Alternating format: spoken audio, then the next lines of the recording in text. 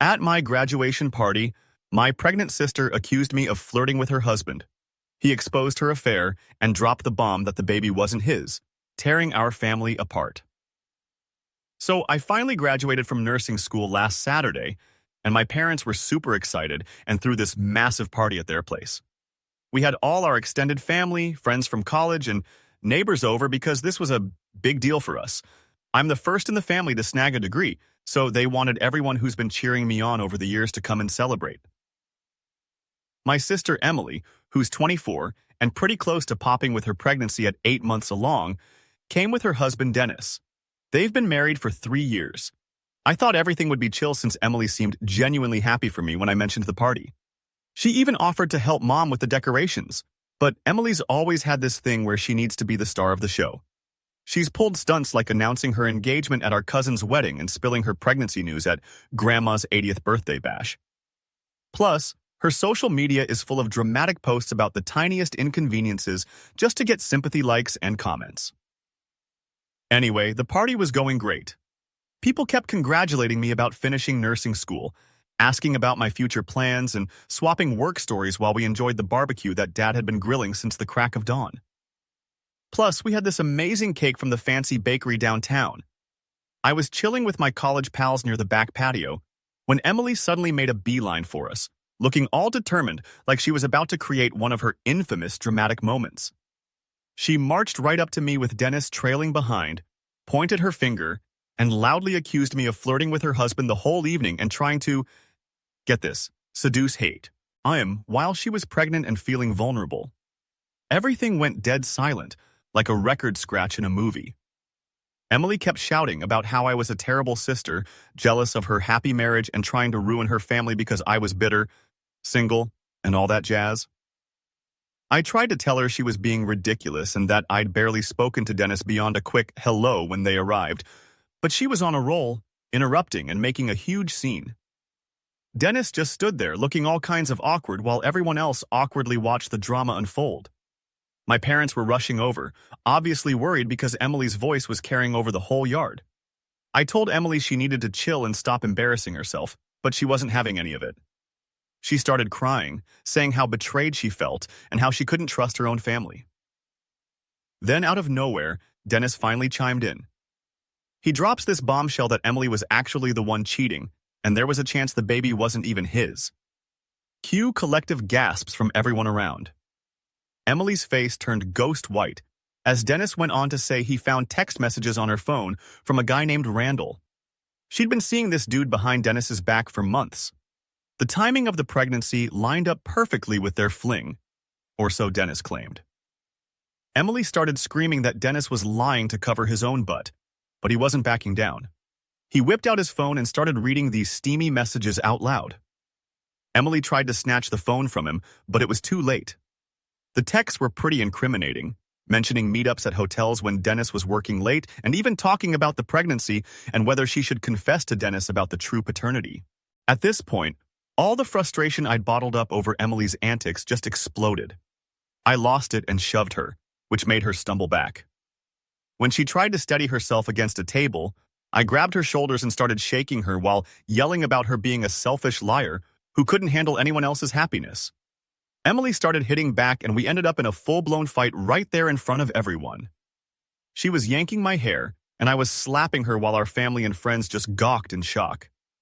My dad and a couple of our uncles had to step in to physically pull us apart, and my mom was crying, asking what on earth was wrong with us. Emily was holding her belly, claiming I was trying to hurt her baby, but I was just furious about her ruining my graduation with all the drama. Dennis? He just stood there, watching the whole thing without intervening.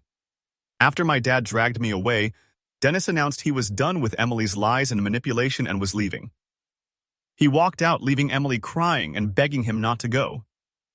Then she turned to our parents, demanding that they choose between her and me. The party pretty much died after that, with everyone feeling awkward and making polite excuses to leave. My parents were devastated, trying to make sense of how my special day unraveled into such a mess. Emily ended up calling a friend for a ride since Dennis took their car. She spent the whole wait crying and saying everyone was against her. I've always been a bit envious of Emily's life. After the party, I helped my parents clean up the decorations and leftover food from what was supposed to be a happy celebration. I get why I reacted the way I did. A lot of folks have been asking for more details about what went down and why things blew up so fast, so I figured I'd share some background about my relationship with Emily and her knack for grabbies. Nung the spotlight. Emily and I were never super close because she always has to be the center of attention at any event. This has caused drama in the family for as long as I can remember. When we were kids, she'd pull stunts like pretending to be sick on my birthday so the parents would fuss over her instead of celebrating with me. She'd also start crying about imaginary bullies at school when I brought friends over, so everyone would focus on her instead of my friendships. As we got older, Emily's attention-seeking got sneakier. She learned how to stir up drama during special moments to steal the show. For instance, she announced her engagement at our cousin Megan's wedding by showing off her ring during the speeches, which totally took the spotlight away from Megan. Everyone in the family was tense after that. Then, last year at our grandmother's 80th birthday dinner, Emily stood up and announced she was pregnant, taking over what should have been Grandma's night with talk of pregnancy symptoms and due dates. Emily's husband Dennis, who's normally pretty quiet and avoids drama, shocked everyone at the party by revealing Emily's affair. My frustration at Emily's false accusations at my graduation party wasn't just about the lies. It was supposed to be a celebration of my hard work. Nursing school was tough, and I had to juggle studying, working part-time, and living with my parents to save money. I wasn't the best student in high school, so graduating and passing my licensing exam felt huge. It proved I could do more than people expected. My parents were really proud since I was the first in our family to graduate college. They planned a big party to show their pride and gratitude to everyone who supported me. Emily knew how important this party was, and her accusations were false because I was busy catching up with friends and family. I talked to my parents about Emily's behavior at my graduation party and how they've always ignored her attention-seeking antics. They've always believed in keeping family conflicts private and showing a united front, which means they've always downplayed Emily's behavior. When she announced her engagement at Megan's wedding, they told me I was being petty for getting upset.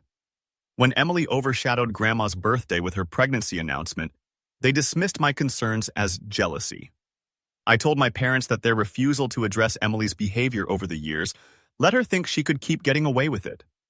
My dad argued that they treated us equally and couldn't control how we acted as adults, but I pointed out that ignoring bad behavior isn't really equal treatment.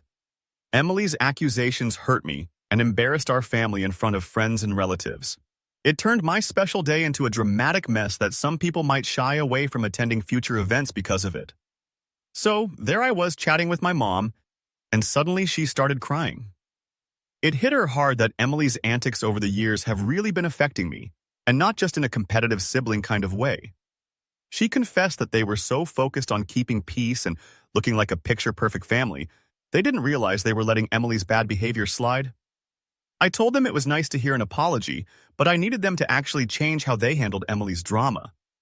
I wasn't going to any family get-togethers with her unless she owned up for what she did at my graduation party, like creating a whole scene with false accusations. My dad asked what exactly I meant by a public apology. I laid it out. Emily needed to reach out to everyone at the party. I admit her accusations were false, apologize for the unnecessary drama, and say sorry for making everyone uncomfortable. My parents took about an hour to mull it over privately, and when they came back, they decided that Emily would be banned from family events until she made that public apology.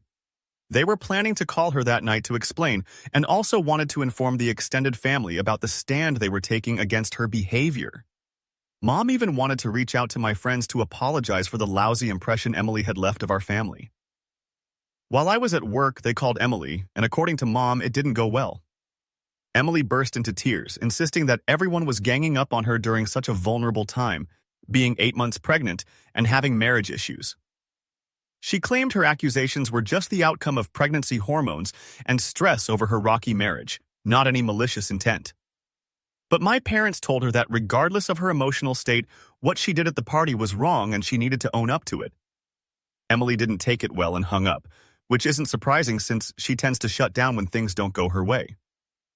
A few days later, Dennis, Emily's husband, pushed for a paternity test to see if he was actually the father of her unborn child. The results came back, and surprise, surprise, he wasn't the dad. Emily called our parents in a panic, saying Dennis had kicked her out and was filing for divorce because he couldn't trust her anymore. Apparently, things had been tense since the graduation party and Dennis had been distant. Now, with the test results, he felt betrayed and couldn't stay in a marriage built on lies. Emily was 38 weeks pregnant and freaking out because she had nowhere to go.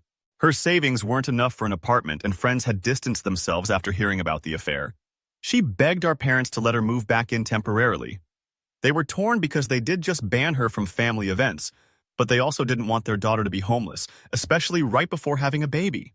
My parents asked what I thought about Emily moving back in and if it would mess up our relationship. I told them, despite everything, a baby shouldn't suffer because of Emily's bad choices. So they should let her stay temporarily to have a safe place for the baby to be born. I made it clear my problem was with Emily's behavior, not the baby.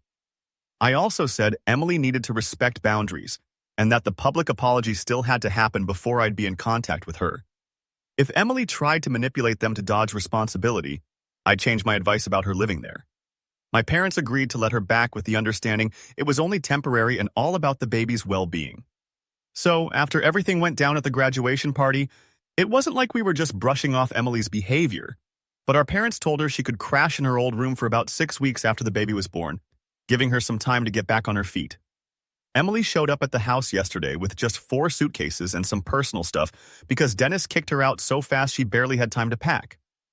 According to my mom, Emily's been a mess, crying all the time, saying her life's a disaster and everyone's against her when she needs help the most.